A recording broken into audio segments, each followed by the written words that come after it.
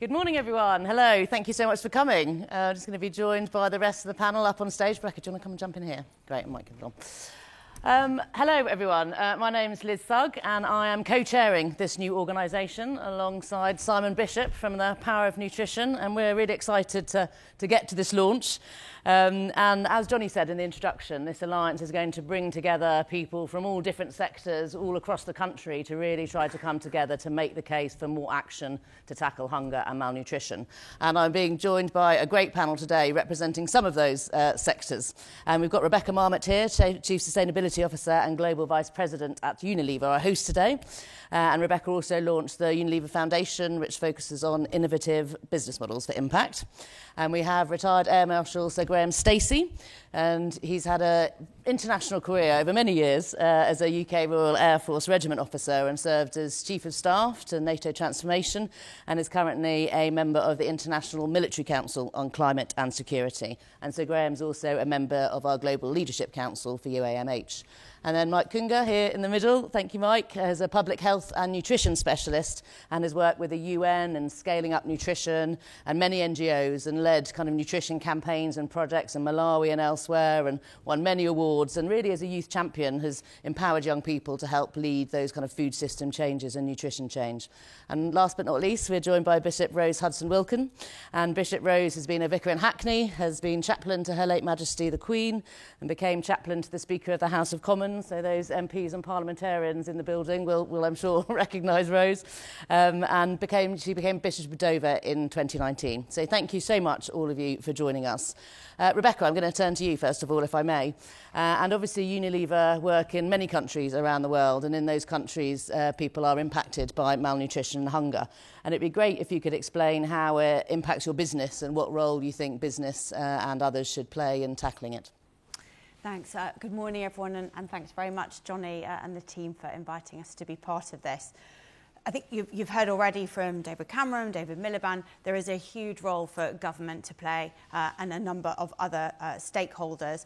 But I think business, it really does have an absolutely critical role to play when it comes to tackling malnutrition.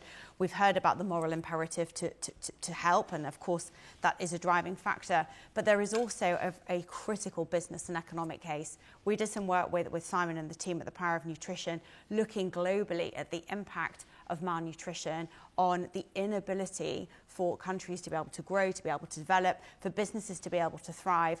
And we've seen that there are literally billions of pounds being lost every year in productivity. So absolutely critical that business does play a role and step up. At Unilever, we try to tackle these big systemic problems in 4 stages. So I think the most important thing, firstly, is you need to get your own house in order. So as you said, we are in virtually every country in the world, and therefore we have a big footprint in developing and emerging markets where we know the issue of malnutrition is really chronic. So we start with our own employees.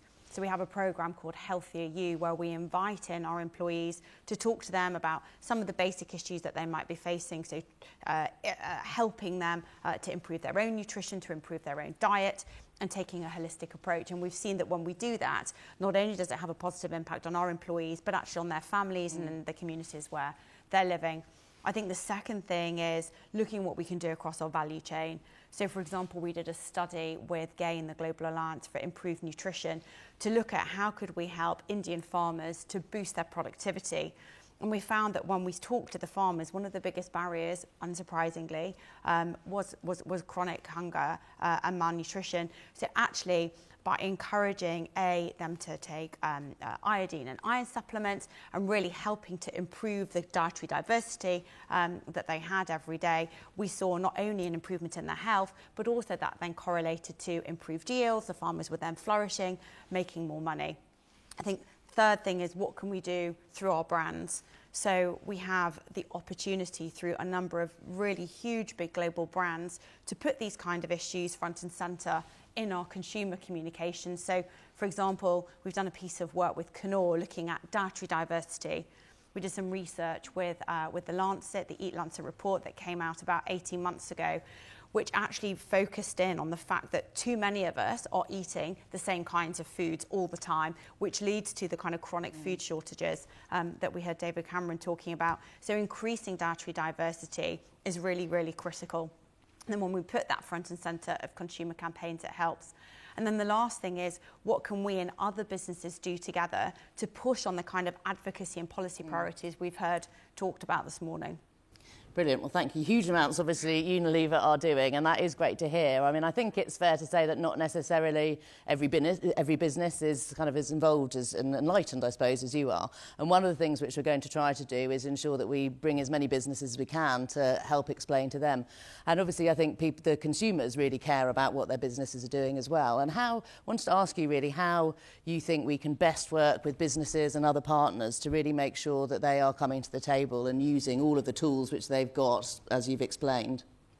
So I think a lot of these big issues you need to, as a private sector player, look at pre-competitively. So a lot of the work that we would be doing, whether it's on outreach programs around the Sustainable Development Goals, whether it's on global coalitions, I think it's really important to establish what you can do together. So a good example at the moment, as a foods manufacturers, as well as having other parts of our portfolio, we're doing a lot of work to try and shift the global agricultural system towards regenerative agriculture, because we know and we've heard the chronic food shortages at the moment, exacerbated by the current macro-political context. So actually, as an example, we're working at the moment with Pepsi to try and understand, well, how could we work together with some of our really big suppliers to look at improving productivity, protecting the earth, regenerating soil, putting farmers front and centre of the solutions to ensure that we're coming up with new solutions and value chains that try to combat some of these big issues.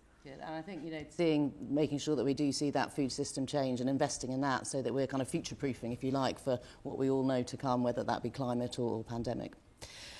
So, Graham, you've had about 40 years, I think, in the military.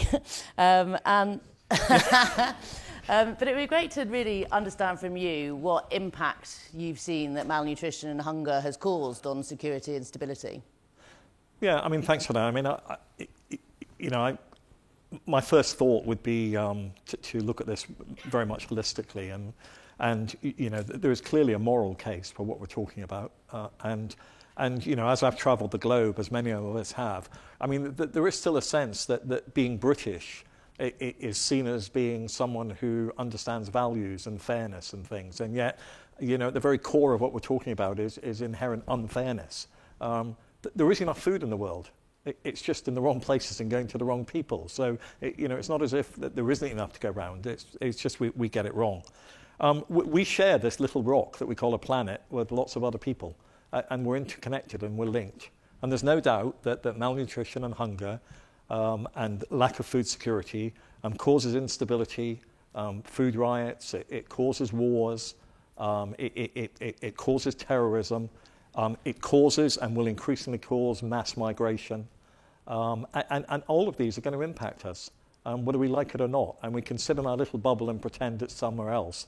But through history, through culture, through trade links, through geography, we're part of that. And if we're part of it, then surely we've got to be part of the solution. There is no room for a bystander here. We've got to get in and be part of the solution. Otherwise, all of those things, the wars, the instability, the mass migration, they will appear on our doorstep eventually. And we were talking earlier about kind of how people here in the UK kind of perceive the crises which we're seeing around the world. And, we've heard from WAFA and others about the important humanitarian and the moral reason to do it too. But I do think it's really important that people here in the UK buy into this and, want to see it happening. And I completely agree with you that it's firmly in our national interest. But what would you say to people who see problems here in the UK, see people struggling, and how they should, why they should care? Yeah, but it's not an either or. It can never be either or. And you're absolutely right. I mean, we have got problems at home. I live in Kent, and like many of us around the room here, food banks are booming. It's absolute madness to think in the country we live in that, working people who are without work are queuing up for basic things like food from charity. But this can't be either or. It can't be, look after us and the rest of the world will do its own thing. because, like I say, it's linked. You know, it will appear at our doorstep. So I don't see it. I think that question is almost a sort of avoiding the issue question, because it can't be either or. Yeah, yeah. And I think, you know, the scale of the problem which we're seeing, as Wafa said, you know, 1 in 2 children in Somalia as well, I think shows the absolute urgency of this action. And maybe can I just delve into the security and instability a little bit very, very quickly, because I think we're also trapped in a vicious cycle. We all love virtuous circles, but this is a really vicious circle. In that, you know, I've already mentioned, you know, a lack of food security, malnutrition, hunger. It causes instability, food riots, breakdown of law and order, ultimately wars, ultimately migration. But of course, all of that, you know, you can turn that on its head. And you know, food insecurity causes these problems. Yeah. Wars, insecurity, and everything else causes food insecurity. And so we're trapped in this horrible circle that we need to break. Yeah. And if it could get worse, then, you know, my very last point would be, you know, that there is no doubt that over history and still today, food and the ability to produce food is used as a weapon of war. And that, again, you know, United Nations in 2018 had a Security Council resolution, you know, pointing out that the abhorrence of using starvation as a weapon of war. Yeah. But not much has changed. And a last thought to throw in there, in 1921, probably, I mean, I'm not a historian, but the first common use of the use of, and I'll get the quote exactly as it was, the first widespread use of the phrase of food as a weapon was actually coined by a Soviet Tsar in Ukraine. And that led to the death of 5-6 million Ukrainians. We seem to be back where we started in the world in some ways, so, and we've got to break it. Yeah, and seeing that impact of the conflict there and what's that doing to food prices, absolutely. And I think, as you say about breaking the cycle, if we don't, feels like if we don't come together and take action, then we are just going to see this repeated and repeated, and something does really need to change. Thank you. Mike, hello. As we heard from Swazi earlier, you know, young people really care about this and they want to see a less hungry, they want to see a more secure world. And I know you've done incredible work with young people in Malawi and elsewhere. And, you know, we need young people to stand up and make their voices heard, you know, here in the UK and around the world. So it'd be great to, you know, hear your perspective really and kind of what drove you to get involved in activism around hunger and malnutrition. Yeah, I think... First of all, I think we need to embrace that young people, the population right now is very, very huge compared maybe to the past. And the moment we dive deep into empowering young people to take change, we'll be able to see long-lasting impact than maybe relying on past way of doing things. And I think a lot has been said in terms of hunger and malnutrition. And the moment that we also embrace that we are interconnected, in a way that you need to be thinking that if I'm able to afford food, there is someone else outside who is not able to find food on the table. And the issue of hunger and malnutrition, it looks maybe simple as we are talking, that hunger and malnutrition, but when you go into the communities and you really experience the actual hunger, when a mother is telling you that I've stayed 2 days without eating and yet he is breastfeeding, then you'll be able to understand that this is really hunger. So before I started my career as a nutrition and public health expert, there has been so many careers in Malawi. People would go into different opportunities. I chose to make sure that I empower my own communities. I learn about nutrition. At the same time, I reach out to my community to tell them about the issues about nutrition and the importance of food. And it doesn't really also take a lot of money or also a lot of resources or time. Like in my case, when I was starting my first community initiative, I used my own transport just to reach out to the communities to find young people and tell them about the importance of nutrition and the importance of cultivating different types of crops. And these young people are able to send the same information to the communities, and in that way we're able to achieve some kind of food security. At the same time, people are able to eat diversified food. So it doesn't really take a lot, but I think through our capacity as young people, through our innovations, we can be able to drive that change. And I'm also reaching out to a lot of young people, even in the UK. It doesn't mean that you have to go out to rural communities in Africa for you to achieve that particular change. Right now we have the social media, we have all that kind of interconnectedness. We can use that opportunity. At one point in time, talk about the dangers of malnutrition, talk about issues related to hunger. Someone in the community who is able to afford a smartphone, they'll be able to capture the same information and they'll be able to make impact in their community. Thank you. And climate change, again, as we've heard, a huge issue for young people, but everybody and the world. And lots of interconnectivity there. And we know that it's having a huge impact on food security. I was listening to the Development Minister on Monday talk about what he saw in Niger and the amount of land which they were losing on a daily basis for food production. So I wondered if you could, if you've seen the impact of climate change in Malawi and how you think those two are interconnected. Of course, I think we cannot run away from the impact of climate change. In the first place, a lot of people in communities like where I'm coming from, for them to afford food is through cultivation. And they have to farm and they have to get food on the table.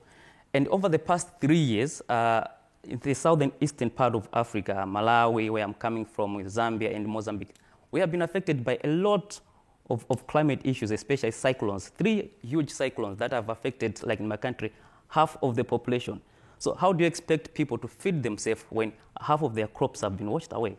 See, so these are the huge impact which maybe we cannot able to see, but these are making a lot of changes into the in the community. And recently, I think for the past 6 months, because of there's a lot of floods, like in my country. Maybe if you don't know, I'm coming from Malawi, which is the southern part of Africa, a very small country. We have 28 districts, and 19 districts have been affected by floods. So that means half of the population will not be able to afford food. At the same time, because of floods and the like, there's an outbreak of cholera, and this is killing a lot of people than COVID. Right now, we have more than 240 cases of COVID, and of cholera, and around 1,300 children have died because of this outbreak of cholera. So all these are really related to climate change. Thank you, Mike. I'm really pleased that you're on our Global Leadership Council to be able to share all your insight and expertise. And I'm just reminded by your notebook that you're actually a Chevening Scholar as well, aren't you? Yes, so I'm studying at the University of Leeds. I'm a Chevening Scholar. So I think quite a lot of diversity to learn from you and also to bring the knowledge back to my country. Thank you. And I think, it's a brilliant project with the FCDO does, making sure that we're supporting students from around the world to come and learn here and take that expertise back. So thank you very much. Thank you. And Bishop Rose, thank you again for joining us today. You've represented lots of different communities here in the UK, and I suppose I wanted to come to you with the question I asked Sir Graham, and we know that times are tough here in the UK and people are struggling, but why do you think that it's important that despite that the UK steps up and comes back to the table and really plays its part? Absolutely vital that we do. It is not enough to say that, but look, there are hungry people here. The reality is that we are our brothers and sisters' keeper. We need to begin from that point, that we belong together. Their story is our story, and our story is their story. So if we can begin to see the kind of interdependence that we need each other, that we belong together, we're actually part of the one human race. And that's the critical thing. And if we are part of the one human race, then we need to feel the pain of hunger that they are experiencing there. And so it's not good enough for us to sit at our fat-filled tables and ignore people down the road who have nothing, or people further away who have nothing. We belong together. So it is not just about it being a moral or a humanitarian problem. It is the reality that as human beings, we belong together. Apart from the paintwork, we are the same. And so we need to, that which we want for ourselves, we must seek for others.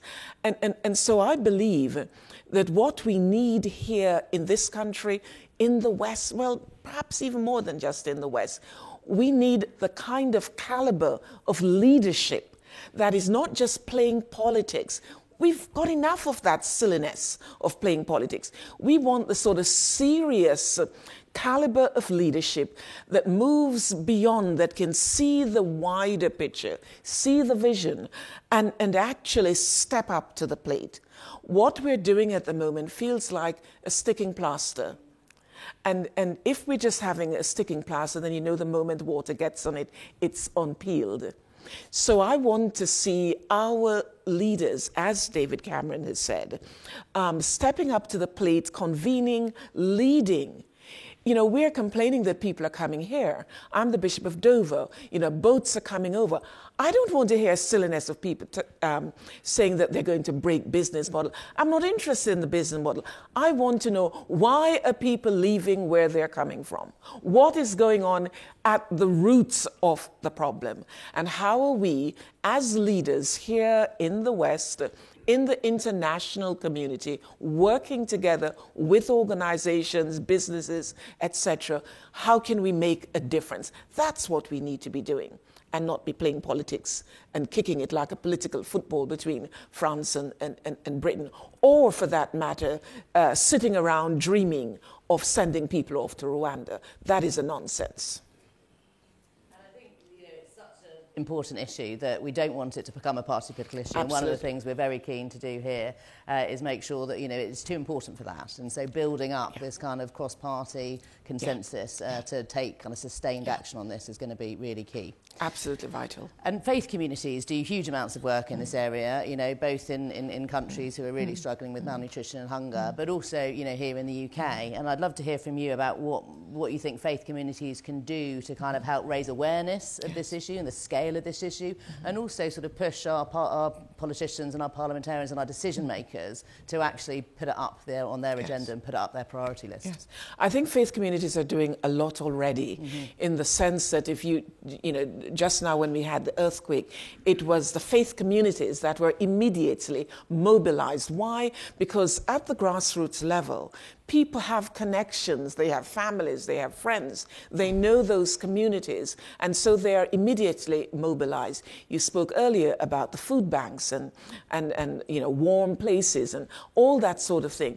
But I think faith communities, if we're going to continue to make a significant impact in a way that will allow the world to listen to us, then we need to stop navel-gazing ourselves as faith communities.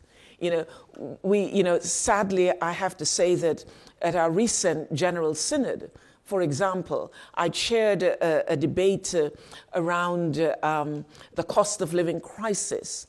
And when I chaired that debate, there were a number of seats, a significant number of seats vacant. And then a few hours later, we were talking about sex. And for goodness sake, there was not a seat in the room. That is a nonsense as well.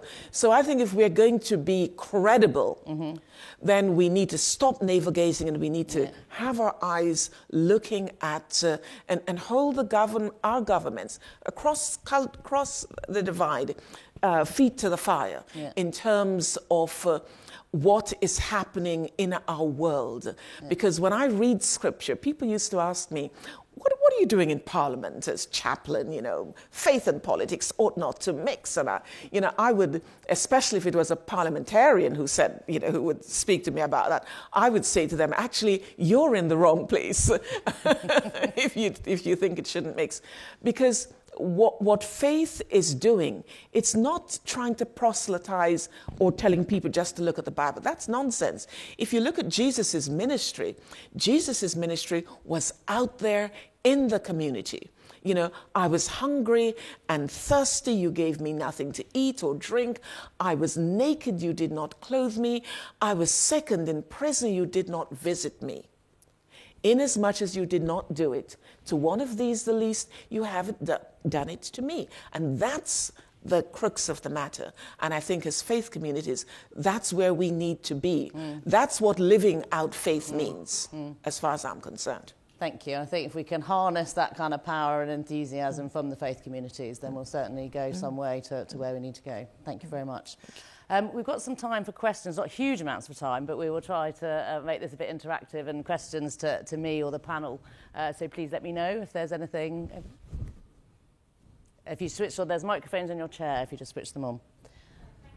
Liz Wallace from the One Campaign, and congratulations on today's launch. And we've heard lots of compelling arguments from all the speakers. I'm interested in the panel's take on what's the key message for why the UK must prioritise addressing hunger and malnutrition, especially in the context of, we talk about we're in the era of the poly crisis, we have the domestic living crisis, and given that there have been cuts across all sectors within the UK aid budget. So what's the kind of the key sell here? Thank you. I completely agree. There is, a need to take tough decisions in the situation which we find ourselves in. I think for me, one of the key arguments is this value for money piece. We know the cost effectiveness of our investment in malnutrition and hunger. And Power of Nutrition figures out today show that when we invest money in this, we get over 10 times the economic return. So regardless of whether you think it's the right thing to do morally, it also really makes sense in investing in future generations who are going to help contribute to their societies. Liz, I know the event I mentioned earlier on Monday with the Development Secretary was hosted by One, and that had great attendance from parliamentarians and lots of support. But it would be great to hear your insight, I suppose, on what you found really resonated before I turn to the panel. Yeah, so the event on Monday that the One Campaign, Action Against Hunger, the Aid Alliance, lots of organisations represented in this room.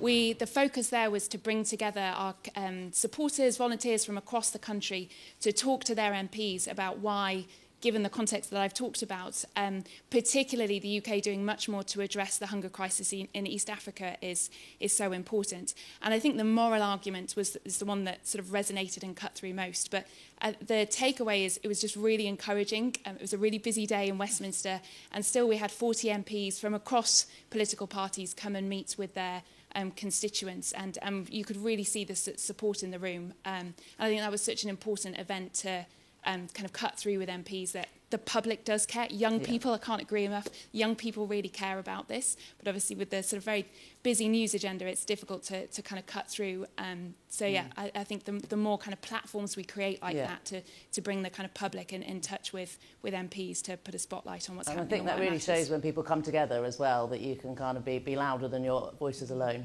Any members of the panel wanted to come in on what they think really kind of resonates with the public on this? Moral case, you've heard the military case, you've heard the development case. This morning we heard the political case. I've talked a bit about the business case. All of those different stakeholders coming at it from a slightly different perspective. So to me, it's really, really obvious why it's so important. Thank you. There's a little button which you have to press to switch on, I think.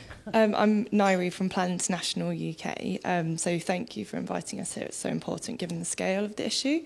At Plan, we're particularly concerned about the gendered impact of the global hunger crisis. We know when food is scarce that girls often eat less and they eat last.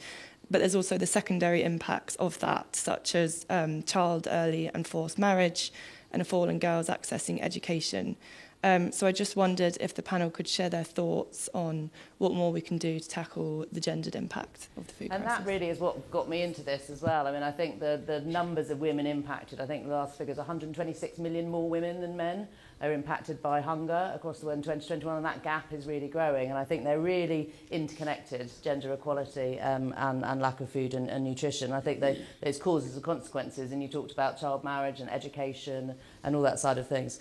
I think the neonatal and maternal deaths as well is obviously we're seeing huge numbers of increases as we see more and more malnutrition. And I think if you care about achieving gender equality, which I do, and I'm sure everybody in this room does, you've got to care about tackling hunger and malnutrition. And if you care about tackling hunger and malnutrition, you've got to care about gender equality as well.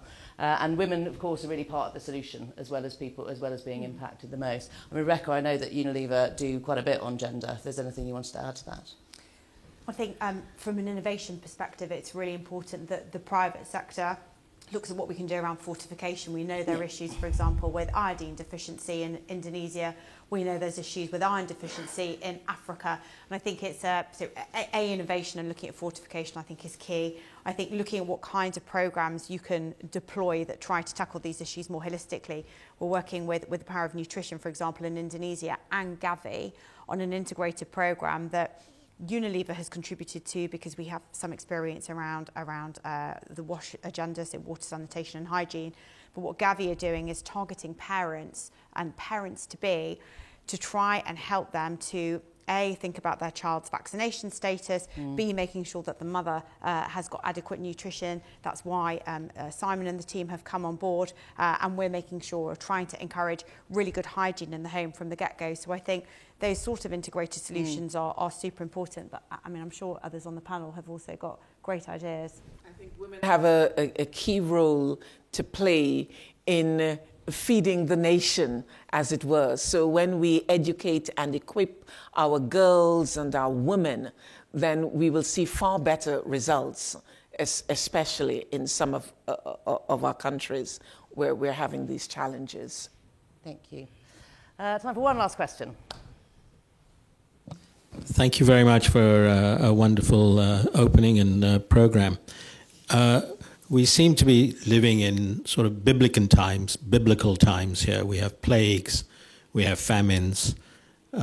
Maybe I could direct this question to Bishop Rose. What gives you hope that programs like this, initiatives like this, so there's such huge problems, what gives you hope that we can actually make a difference here? I think what fills me with hope is the sense that people actually do care. People care. Our young people, that next generation, they care immensely. They understand what it means to stand in someone else's shoe. And for me, as a person of faith, then I have to be hopeful that we will walk together hand in hand and not other those who don't look like us or speak like us, who have different nationalities, but that simply we will see and respond to each other's humanity. Love God and love your neighbor was the summary of the law. That's where the hope lies, I think. But people genuinely do care, and we just need to encourage those in leadership not to listen to the noise of those from a particular sector that seeks to destroy what we need to be together. Thank you, Rose. And I think that message of hope and optimism is a fine one to end on. And we do have this vision of wanting to see a world where no child dies from malnutrition and where every single person has the nutrition that they need to thrive and to grow and to contribute to their societies. And that's absolutely what this organisation is all about. We're really proud here in the UK. We have this good history, we have this great expertise, we have these brilliant businesses. And I think if we can all come together, we can really hope and help to realise that vision, and look forward to working with all of you in the room to help do that. So thank you so much for coming. Really appreciate it. Look forward to the work starts here and look forward to working with you all to really achieve our aim. Back to you, Swazi.